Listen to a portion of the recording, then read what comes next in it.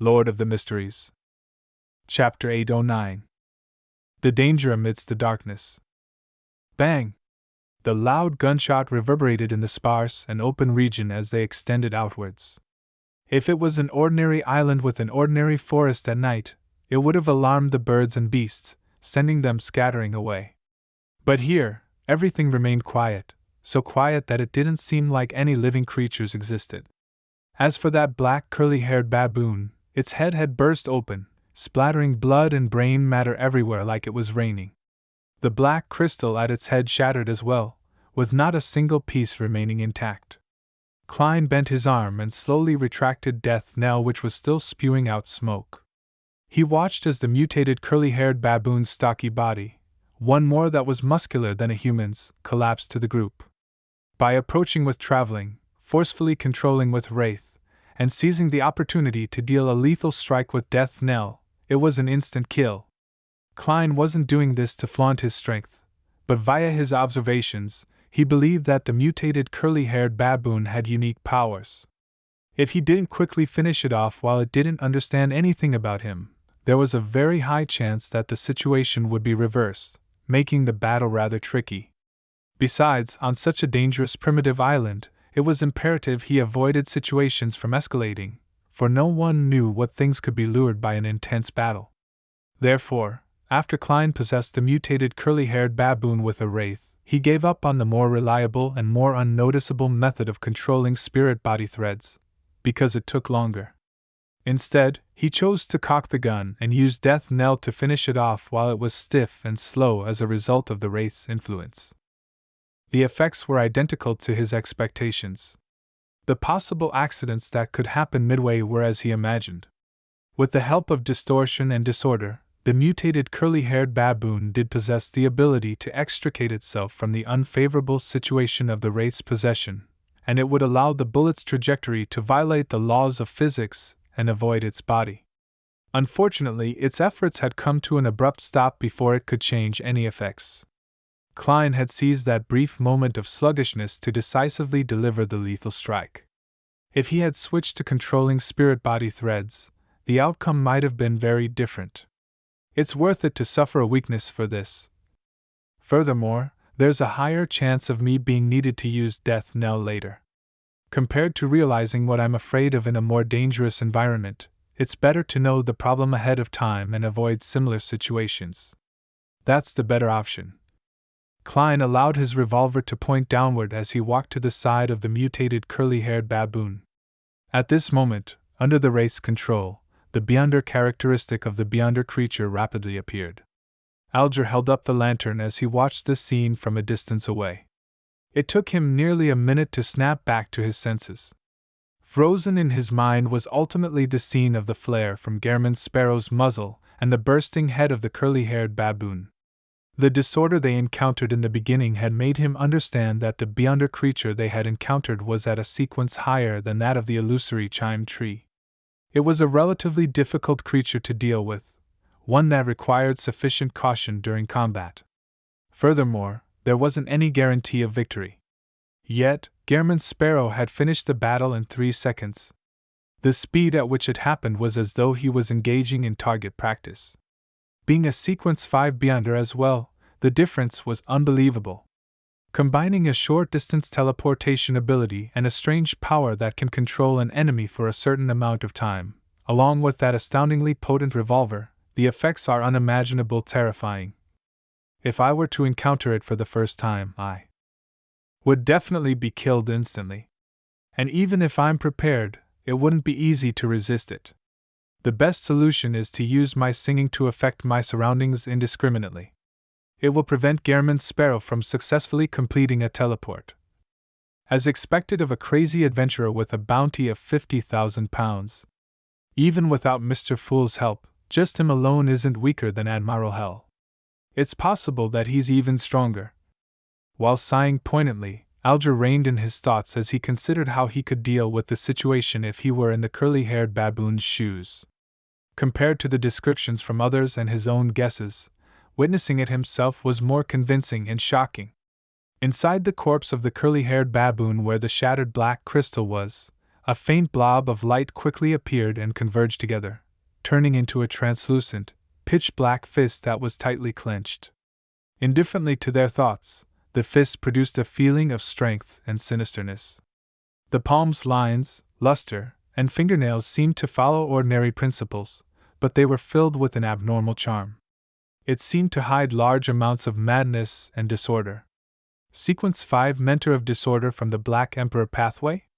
I wonder what weakness I received. I hope it's not too odd. I can use Death Knell as much as I want in the next 6 hours.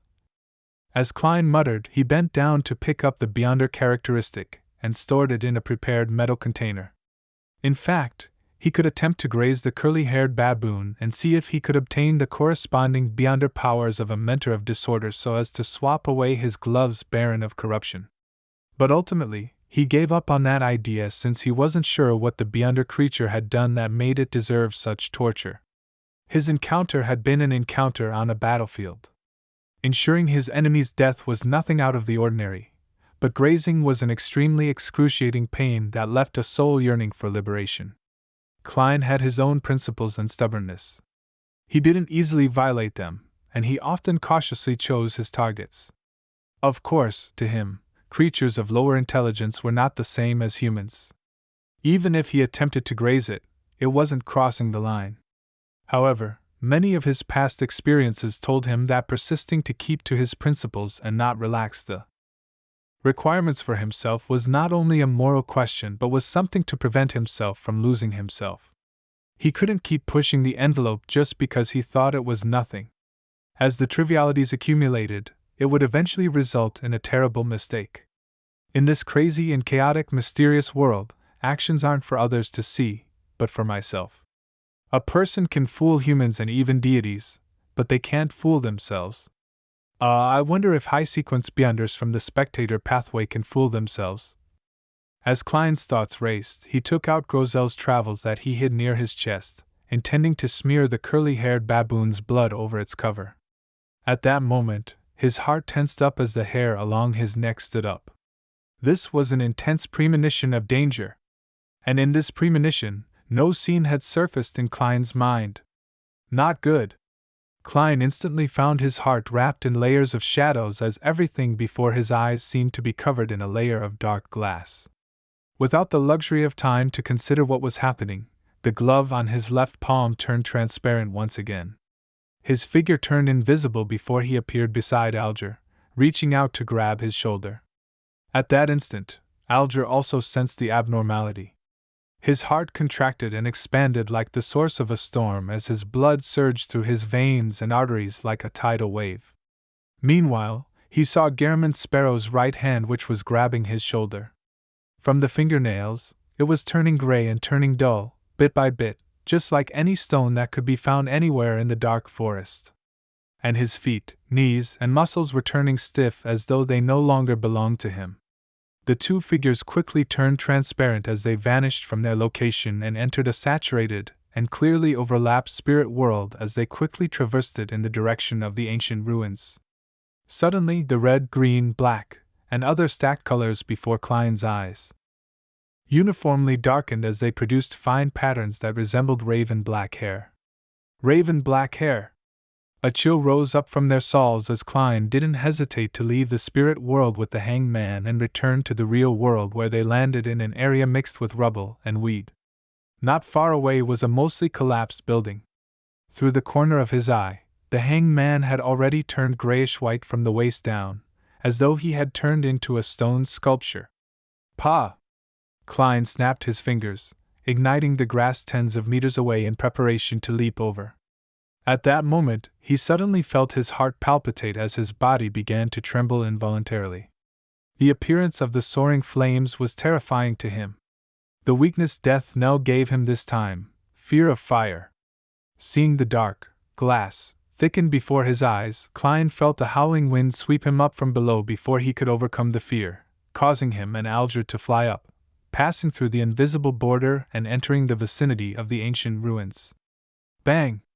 The duo fell to the ground simultaneously, producing the sound of crashing rocks.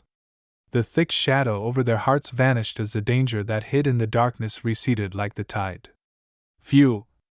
Klein heaved a sigh of relief as he saw the grayish-white color that had spread to his elbow turn faint and recede. He felt his physical condition was rapidly recovering after he left that zone. His back was covered in perspiration that soaked his shirt. And what left him most horrified was that he didn't know what monster had attacked him, or what powers were used. Did Death Knell's gunshot alarm some monster in the vicinity, or is it the existence that rules over this forest at night? Thankfully, it doesn't dare to enter the vicinity of the ancient ruins. This isn't necessarily good. This means that deep in the ancient ruins is something that makes it fearful. I should be prepared to retreat at any moment. Klein stretched his hands and slowly stood up. At this moment, Alger escaped from that grayish-white layer as he turned his head to glance over. That zone was petrifying us. That zone? Petrification. Klein nodded in thought as he walked towards the mostly collapsed building that was strewn with weeds and covered in vines. He then replied in a deep tone. The problem now lies ahead. Alger didn't speak further as he sped up his pace, steadily walking by his side. After approaching, Klein looked at the building. His gaze swept the spires and stone columns, as well as the damaged walls that remained standing. He stopped and asked seemingly casually, "What kind of building do you think this ruin was in the past?" Alger remained silent for a few seconds before saying, "Cathedral." "A cathedral."